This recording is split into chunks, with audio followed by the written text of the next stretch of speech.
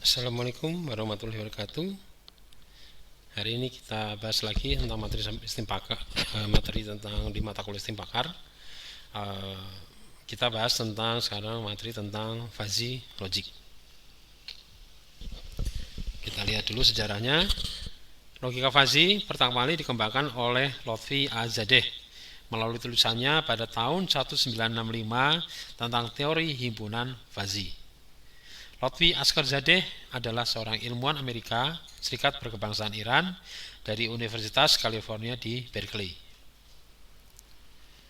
Nah, fuzzy, apa itu fuzzy ya? Nah, kita lihat di pengantarnya dulu. Nah, logika fuzzy ini ada satu logika yang dikembangkan di Amerika, ya. Namun dia lebih populer dan banyak diaplikasikan secara luas oleh praktisi Jepang dengan mengadaptasikannya ke bidang kendali atau kontrol. Jadi Anda lihat ini ada gambar mobil, ya, ada gambar mobil, terus ini ada satu skema, ya. Coba ini Anda perhatikan, ini saya agak coba zoom. Oke. Nah, kita zoom ya. Jadi di sini ini ada satu bentuk, ini blok, namanya blok kontrol kendali ya. Jadi di sini adalah di set course of travel. Jadi arah apa namanya? Untuk travelnya itu yang diinginkan itu nanti arahnya kemana gitu jalannya ya. Nah kemudian ya ini arah dari travel itu dikirim ke sini ya, dikirim ya, kita apikan aja dulu ini ya, apikan dulu ini ya, kirim ke driver, kirim ke driver. Nah ke driver nanti dia akan ikuti steeringnya sesuai dengan arah travel yang ingin dituju, dan ini mengendalikan sebenarnya otomobil. Jadi kalau kita sekarang udah mulai kenal namanya autonomous ya. Jadi ada mobil yang bisa dikendalikan ya. Apa mobil yang bisa jalan sendiri. Nah ini sebenarnya ide dasarnya salah satunya dengan konsep model logika fuzzy seperti ini. Tapi saat ini sebenarnya algoritma itu lebih berkembang, tidak hanya pakai fuzzy. Ya, tapi ini kita lihat contoh sederhananya. Kemudian ini automobilnya berjalan. Nah pada saat dia berjalan di sini ada visual dan taktilnya. Jadi ada visual sama arahnya ini, apakah ada kesalahan atau tidak. Nah, misalnya ada kesalahan, ya, nah, di sini ada sinyal balik. Jadi setiap dia jalan ada namanya sinyal balik. Ini kita sebut namanya umpan balik, umpan balik. Nah, sinyal balik ini nanti akan menghasilkan suatu error kalau memang tidak sesuai. Contohnya, ini kan jalurnya di sini.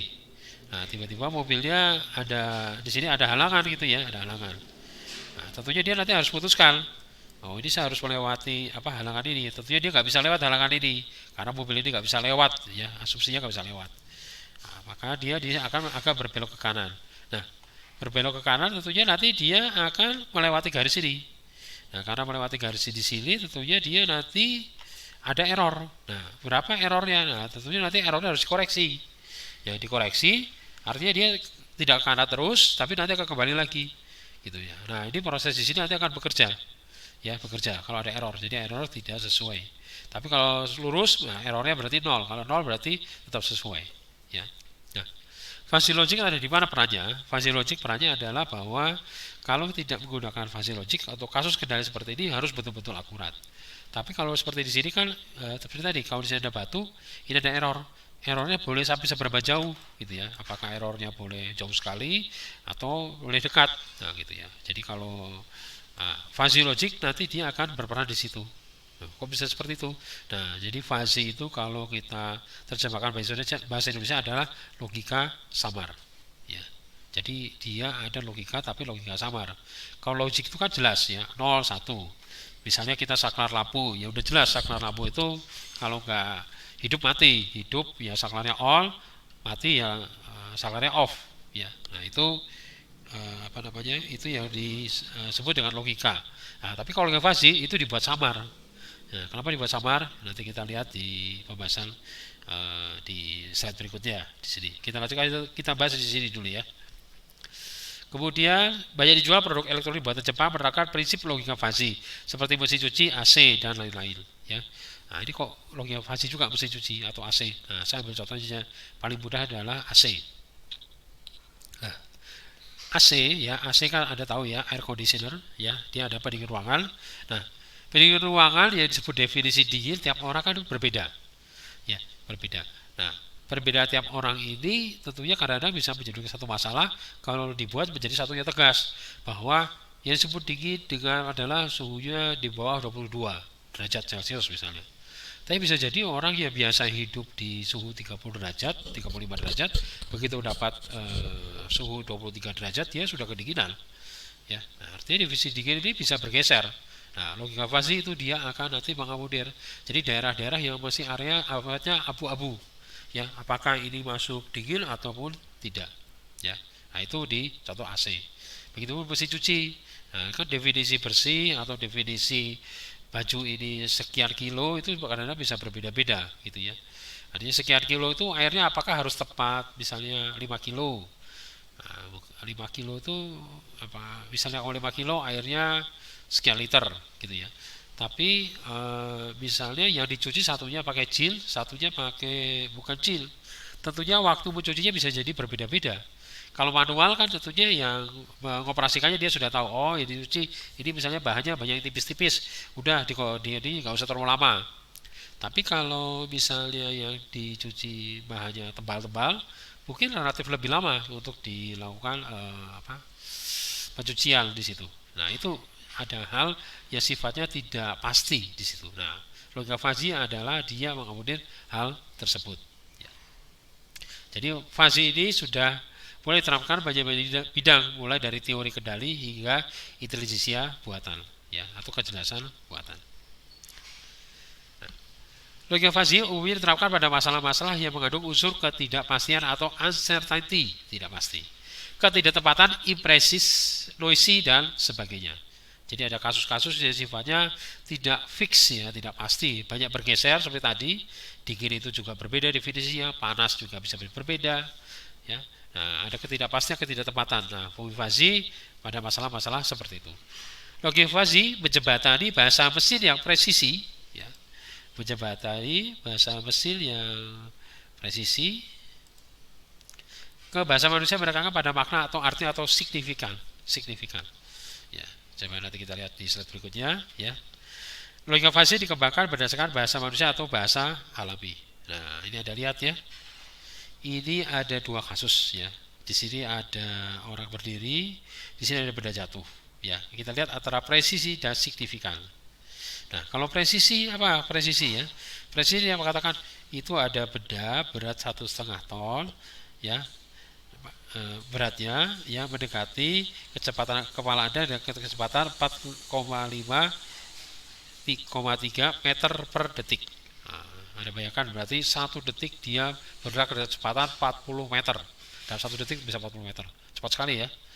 Nah, baru berpikir begitu, ini baru bilang sudah begitu dia sudah mengatakan hal tersebut, belum sempat dia bilang ini udah ketimpa duluan.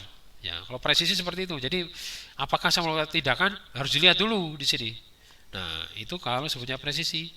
Tapi kalau sebutnya signifikan, nggak usah banyak berpikir. Langsung bilang lock out ya, awas, langsung menyingkir sehingga dia tidak tertimpa. Nah itu signifikan. Nah logika fuzzy adalah melihat kepada hal tersebut ya, artinya dia tidak perlu tepat-tepat sekali untuk bisa ngambil keputusan ya, dia agak area-area abu-abu pun dia sudah bisa ngambil keputusan ya. Nah ini kamu bisa, ini kan cukup melihat apakah besi atau kapas. Mungkin kalau ini kapas ya nggak secepat ini gitu ya kecepatannya, tapi besarnya mungkin juga sama ya, jadi lebih santai. Tapi kalau besi ya ini harus signifikan segera untuk dia untuk pinggir ya, kalau enggak ketimpa. Nah itu yang disebut namanya presisi dan signifikan. Nah kemudian berikutnya ini contoh-contoh masalah yang mengandung ketidakpastian. Misalnya seseorang dikatakan tinggi jika tinggi badannya lebih dari 1,7 meter. Bagaimana dengan orang yang mempunyai tinggi badan 1,6999 meter atau 1,65 meter? Apakah termasuk kategori orang tinggi? Nah, menurut persepsi manusia, orang yang mempunyai tinggi badan sekitar 1,7 meter dikatakan kurang lebih tinggi atau agak tinggi. Nah, jadi ada kata apa? Kurang lebih dan kata agak. Nah, ini kan tentunya sesuatu yang tidak, kalau secara logik jadi tidak pasti. Ya, tinggi atau tidak, langsung mengatakan begitu. Tapi kalau ini kurang lebih tinggi atau agak tinggi. Kemudian contoh 2 ya, ketidakpastian. Kecepatan pelan didefinisikan di bawah 20 km per jam. bagaimana kecepatan 20,001 km per jam? Apakah masih dapat dikatakan pelan? Manusia mungkin mengatakan bahwa kecepatan 20,001 km per jam itu agak pelan. Jadi udah agak masuk pelan, tapi masih pelan juga, gitu ya. Tambahi kata agak. Ya, jadi tidak pelan betul. Ya, karena definisinya 20 km per jam. Nah, kalau logika biasa itu yang logika tegas mengatakan bahwa ini tidak pelan. Padahal apa signifikasinya gitu ya kita lihat. Ya, cuma sekian penambahannya hampir tidak terasa. Ya. Ketidakpastian dalam kasus-kasus ini disebabkan oleh kaburnya pengertian agak, kurang lebih, sedikit dan sebagainya. Ya, agak, suka, lebih suka, suka sekali, sangat setuju, sangat tidak setuju. Nah, itu hal yang ketidakpastian. Nah, logika fasi bisa menjabati hal tersebut. Nah, bagaimana pembentukan? Ya, sekarang kita lihat bagaimana pembentukan suatu himpunan fasi. Nah, logika fasi dikembangkan dari teori himpunan fasi. Himpunan klasiknya sudah dipelajari selama ini disebut dengan himpunan tegas atau Cripps set. Di dalam himpunan tegas, keanggotaan suatu unsur dalam himpunan dinyatakan lebih tegas. Apakah objek tersebut anggota himpunan atau bukan? Untuk sembarang himpunan A, nah, misalnya ini ada satu himpunan ya. Jadi kalau ini kan tadi ya saya kembali ke sini ini tegas ya. Nah, jadi tegas itu langsung anggota atau bukan anggota. Nah, ini contohnya ya. Sebenarnya himpunan A, sebuah unsur X adalah anggota himpunan apabila X terdapat atau terdefinisi di dalam A. Contoh ya, himpunan A adalah 0, 4, 7, 8, 11. Maka 7 adalah elemen dari A. Kenapa? Karena di sini. Kalau 5 gimana? 5 bukan elemen dari A. Ya. Jadi X ini ya nanti tinggal dilihat ya itu tegas. 8 ya elemen A. 9 bukan elemen A. Nah, itu tegas. Ya. Nah, sekarang kita kalau di himpunan fasi ya, tapi ini kita lihat dulu, coba masih di himpunan tegas ya. Fungsi karakteristik dikembangkan dengan X mendefinisikan apakah satu unsur semesta bicara mengandung anggota suatu himpunan atau bukan. Nah, jadi kita juga bisa mendefinisikan dia anggota atau bukan. Kalau ini, kalau tadi kan kita gunakan elemen atau bukan elemen. Nah, kalau kita di sini, kita coba di sini bahwa kalau elemen A maka dikasih nilai 1. Kalau bukan elemen A dikasih nilai 0. Jadi semacam indikator. Ya. Nah, contoh, misalkan X 1, 2, 3, 4, 5, 6 dan A adalah himpunan bagian dari X. Ya, dalam hal ini A sama dengan 1, 2, 5. Nah, di sini ada X ya ini, terus A-nya 1, 2, 5. Nah, kita lihat dari X ini anggota himpunan ini A bukan ya. Nah, kita menyatakan A sebagai, nah sekarang misalnya 1, 1 ya. Nah, dia soalnya 1 di sini, 1 di sini anggota. Nah, maka di sini 1. Ya, kenapa? Karena di sini ada ya. Kemudian 2, 1. Nah, 2 kenapa 1? Karena anggota juga ya. Ini 2, di sini ada 2, berarti anggota. Kemudian 3,0. Loh, kenapa 0? Karena dia bukan anggota. Kenapa? Karena di sini tidak ada angka 3. 4 juga 0. Kemudian 5 juga 0. 5 1, maaf ya. 5 juga 5 1 karena di sini ada. Kemudian 6 di sini adalah 0. Nah, ini ya. Ini yang disebut sebagai keanggotaan, tapi definisikannya dengan angka kalau 1 anggota, kalau 0 bukan anggota. Nah, sekarang kita kembali ke fasi ya. Sekarang tinjau V himpunan kecepatan pelan yaitu V 20 km per jam.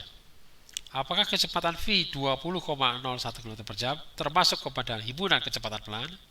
Nah, menurut himpunan tegas 20,01 km per jam bukan elemen dari V ya. Nah, jadi bukan elemen karena dia sudah tidak lagi bernilai 20 km per jam karena maksimumnya itu masuk pelan ya, batasnya.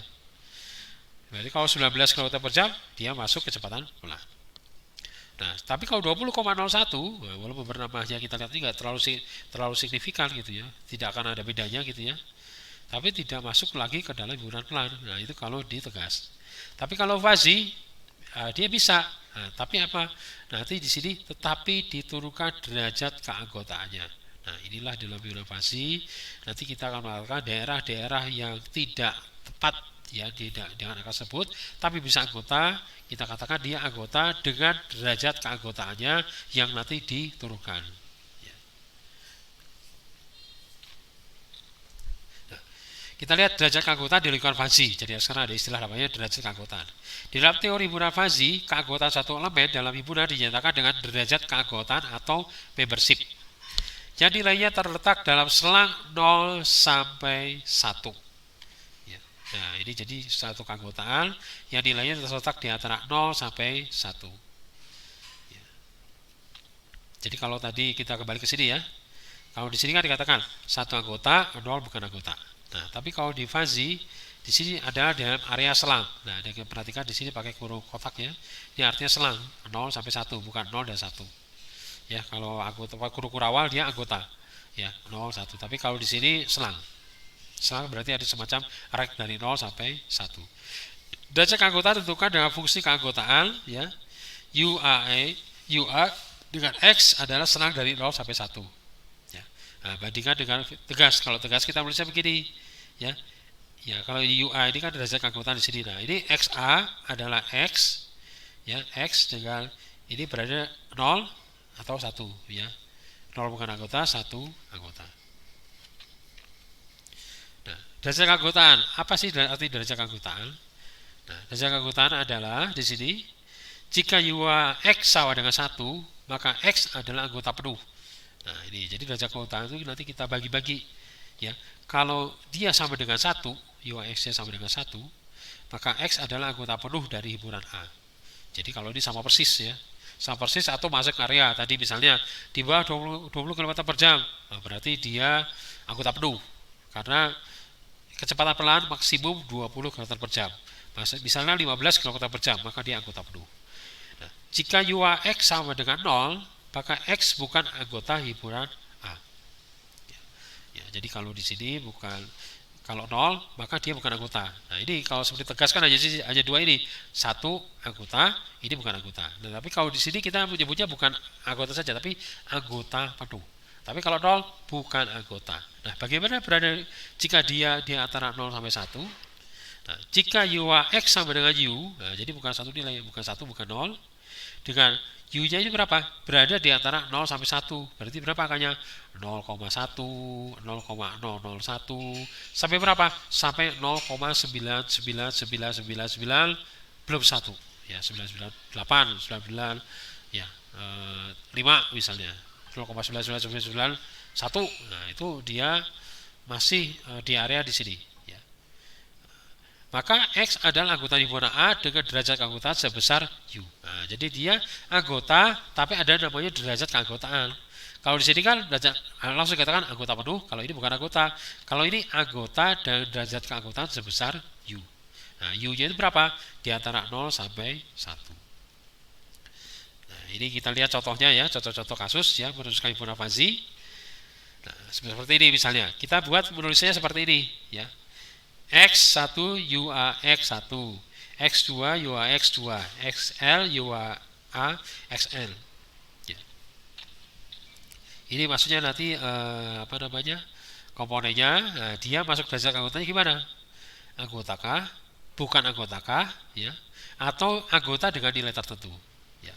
Nah, kita lihat contoh kasus di sini ya. X adalah becak, sepeda motor, mobil VW lah saya nyebutnya ya. Mobil VW, kemudian ada mobil Kijang, ada mobil Carry ya, mobil Toyota Kijang ya, Anda bisa kebayang mobil Toyota Kijang, mobil zaman dulu, sekarang sudah tidak ada ya. Terus ada mobil Carry ya, mobilnya tidak ada hidungnya ya. Nah, jadi mestinya ada di bawah kursi drivernya. Kemudian di sini A adalah himpunan kendaraan yang nyaman dipakai untuk bepergian jarak jauh oleh keluarga besar, terdiri dari ayah, ibu, dan 4 orang anak. Nah, kita lihat ini dari semua kendaraan ini mana masuk kategori yang nyaman dipakai jarak jauh oleh keluarga besar, ada ayah, ibu, dan anaknya 4. Nah, Anda langsung bisa terbayang ya, becak. Gimana caranya kalau becak ya? Becak kan pakai tenaga manusia ya, di boseh gitu ya, jadi nggak mungkin bisa jauh. Sehingga dikatakan becak adalah bukan anggota yang A. Maka dikatakan becak UAX-nya sama dengan 0. Jadi becak, X-nya becak, maka UAX-nya adalah sama dengan 0. Artinya tidak anggota. Kemudian berikutnya adalah mobil sepeda motor dulu, ya sepeda motor. Sepeda motor, nah ini sulap ya. Mungkin kalau sekarang sebenarnya bukan anggota lagi, tapi kalau kita bicara zaman dulu, mungkin bisa jadi, ya bisa jadi bahwa sepeda motor bapak ibunya sama anak 4 orang, ya entah didudukin di sebelah mana gitu ya. Kalau masih kecil-kecil mungkin mungkin bisa aja terjadi seperti itu gitu ya, tapi ini mungkin kalau sekarang bukan anggota. Tapi kalau perlu dipaksakan maka nilainya adalah 0,1. Apa artinya? Dia masih anggota tapi derajat keanggotanya 0,1, hampir bukan anggota karena dia hampir 0 ya. Kemudian berikutnya ada mobil VW. Nah, Anda bisa kebayang mobil VW sebutnya apa ya sekarang itu, VW kodok ya, jadi bentuknya bulat itu, ada banyak aja ya, kayak mobil Herbie ya, mungkin ada pernah lihat film Herbie. Nah, di sini ada mobil VW. Nah, dengan seperti ini, ayah ibu di depan, di belakang 4 orang anak. Mungkin kalau masih kecil-kecil bisa, tapi kalau udah besar rasanya jadi gak nyaman. Maka dia masih anggota juga, tapi gak anggota penuh, 0,5. Nah, berikutnya adalah misalnya mobil Kijang, ya Toyota Kijang. Anda bisa bayangkan di mobil ini cukup besar, ya cukup besar, sehingga kalau 4 orang anak, terus kemudian bapak ibu, udah pasti masih nyaman. Maka dia kita katakan anggota penuh 1,0. Nah, mobil carry saya pikir juga cukup besar. Hanya karena ini ada komparasi sama, karena adanya komparasi sama mobil Kijang, tentunya relatif lebih nyaman mobil Kijang. Walaupun ini tentatif gitu ya, tergantung juga kondisi. Tapi kita ambil asumsi ini lebih besar, ini lebih kecil, sehingga dia juga masih nyaman, tapi belum anggota penuh, yaitu 0,8. Maka kita menulisnya dalam himpunan fazi, becak 0, sepeda motor 0,1, mobil VW 0,5, mobil Kijang 1, mobil carry 0,8. Nah ini cara penulisan seperti ini. Jadi X1 nya becak, ini UX nya 0. Oh berarti bukan anggota. Oh anggota tapi 0,1. Oh masih anggota 0,5. Oh anggota 1. Oh ini anggota penuh. Mobil carry oh 0,8. Nah ini kita bisa menulis seperti ini. Bisa juga dengan cara 2, dengan menyebut fungsi keanggotaan. Misalnya bernilainya kalau dia bernilai menerus, jadi seperti satu persamaan ya. Di sini himpunan bilangan real yang dekat dengan 2, maka dari himpunan fazi kita tulisnya A sama dengan X UAX, di mana UAX-nya adalah 1 dibagi 1 tambah X min 2 dikuadratkan. Nah, maksudnya begini, bagaimana ya? Nah, ini saya contohkan seperti ini. Saya tulis di sini. Oke. Misalnya angka berapa nih? Angka 3. Nah, kalau angka 3 di sini, maka tulisnya jadi 1 ya. 1 tambah huruf. Maaf ini kurang bagus ini karena pakai mouse. Kuadrat. Nah, berarti hasilnya berapa di sini? 1 per 3 kurangi 2, 1 ya, 1 kuadrat 1, berarti 1 tambah 1, 2, berarti ini 2. Oh, berarti kalau 3 sebagai himpunan bilangannya dekat dengan 2, dia masih anggota, tapi derajat keanggotaannya 0,5. Nah, itu. Jadi, cara tulisnya seperti ini juga bisa. Jadi, kita menulisnya dalam bentuk persamaan X, UAX, di mana UAX adalah persamaan ini. Bisa juga dengan menuliskannya sebagai bentuk diskrit ya, jadi bentuknya dibentuk integral seperti ini. Jadi UAX, X1, UAX2 dan seterusnya ya, dibentuk seperti ini ya, atau untuk X diskrit kita bentuk integral UAX per X ya, dengan X sama 1,7. Oke, ini cara menuliskannya. Ya. Nah, kemudian contoh himpunan fazi, ada himpunan bilangan bulat positif, bilangan bulat yang dekat dengan 10 ya. Nah, jadi di sini yang ada 10, jadi di sini ada 7, ada 8, 0,5, ada 1. Nah, ini kan 1 kenapa anggota penuh? 11, 0,8 dan seterusnya. Ya. Ya, ini cara penulisan. Kita lanjutkan lagi. Jadi perbandingan Kripse dan fazi Z itu seperti ini. Jadi Kripse itu tegas, ya, langsung mengatakan tegas. Langsung mengatakan tegas, anggota bukan anggota. Maaf. Nah, kalau yang ini adalah anggota, tapi di sini ada dari area abu-abu. Ya. Atribut dalam himpunan fuzzy, ya himpunan fuzzy punya dua atribut, yaitu sebut namanya linguistik. Nah, Anda bisa menyebutkan dengan suatu linguistik berarti suatu makna, ya satu konteks ya, panas, dingin, tua, muda, pelan dan sebagainya. Numerik yaitu nilai menunjukkan ukuran variabel fuzzy 35, 78, 112, 0, minus 12 dan sebagainya. Nah, ini dalam bentuk numerik. Nah, komponen himpunan fuzzy, ya komponen fuzzy ada 4, yaitu yang disebut namanya variabel fuzzy, himpunan fuzzy, semesta pembicaraan dan domain. Ya. Oke, kita lanjutkan lagi di video berikutnya.